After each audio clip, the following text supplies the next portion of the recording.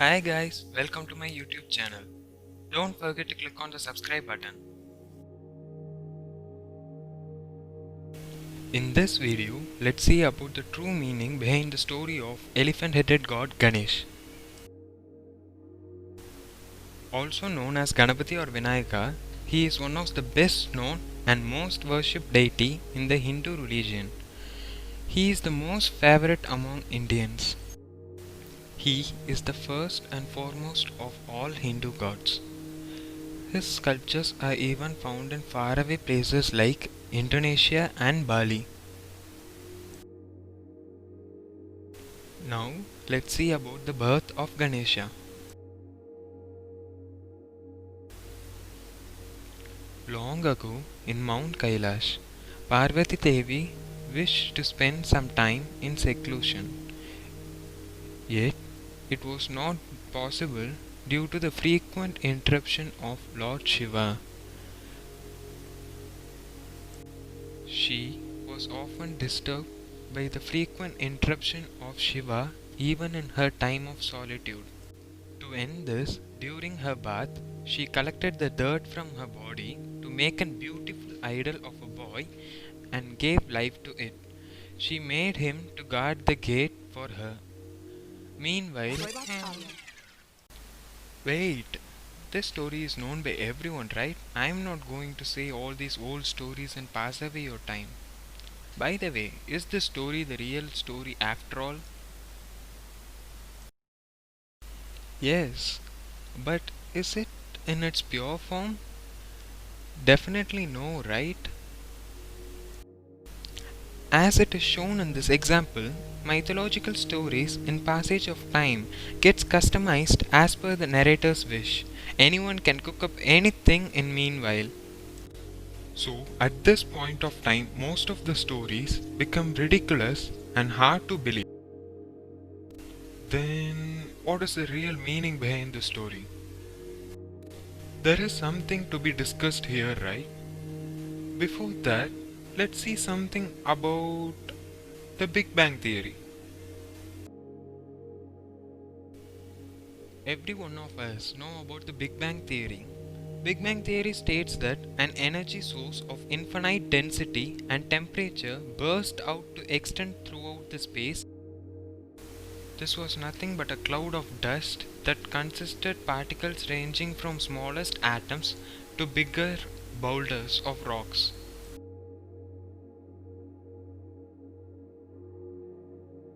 Later, these particles, due to its gravitational pull, started gathering together to form bigger masses. This slowly rotated on its own axis to become spherical. Slowly, this spherical mass cooled down and other chemical processes took place, which in turn brought rains. Gradually, all geological processes were brought into a cycle and organisms started forming. This is what our present day Earth is. You might ask why I am speaking about irrelevant things here, but it has something really important to do with our story. Let's go back to our old story and see how these both are related. The results would be unexpected. In Hinduism, Parvati is known as Shakti, which literally translates to energy or force.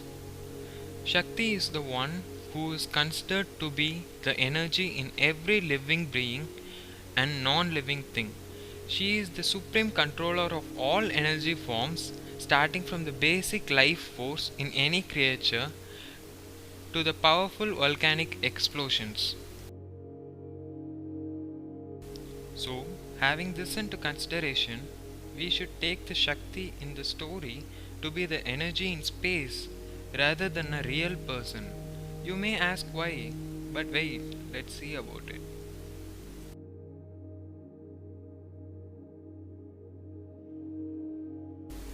In the story, they say that Shakti collected the dust and dirt from her body to make an idol.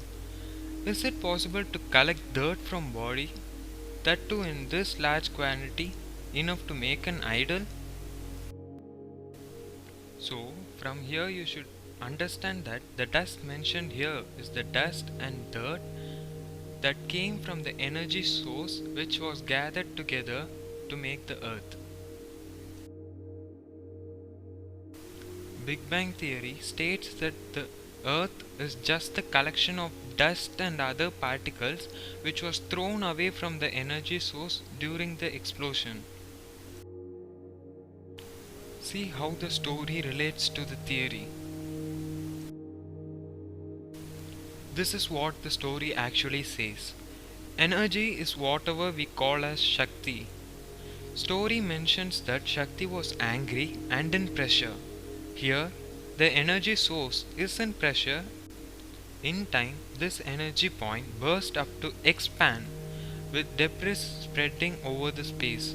This debris is the one Shakti, the gravitational force, gathers to make a structure. I hope you could relate the both.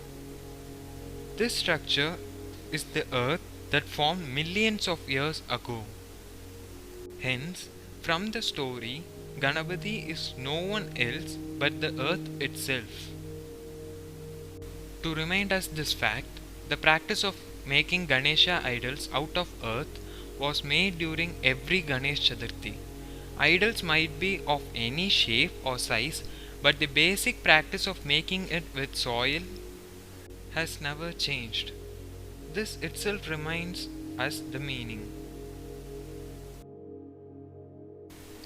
Making his idols out of earth itself reminds us that he is none other than the earth himself.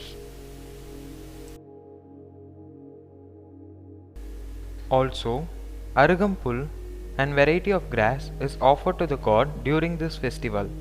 Grass is the first vegetation that appeared on earth, so to signify that this is offered.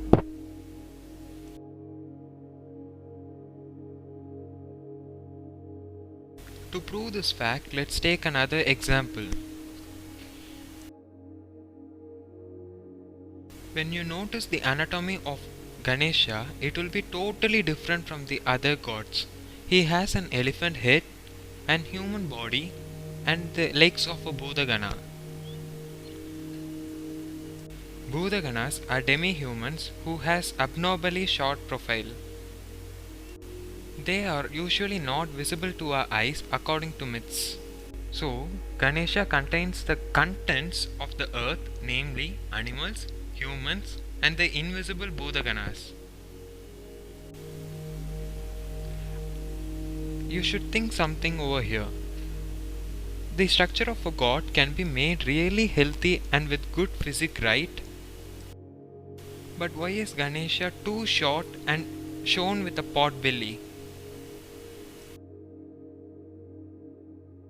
He is always shown abnormally big and round. Guess why?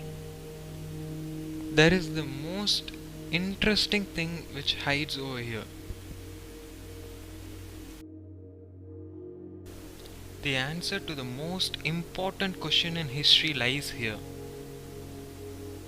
Guess what?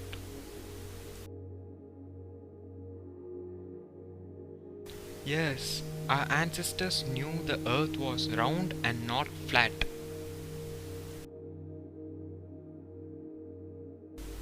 There are so many things that prove our ancestors excelled in the field of science, yet this is just a small example of them. Our religion had deep scientific roots, but by the ravage of time, most of it are lost. I accept Ganesha is a god, but the story of his birth and existence says us something more than that. Those who haven't subscribed yet, click onto the subscribe button and comment your views in the comment section. Thank you guys for watching our video.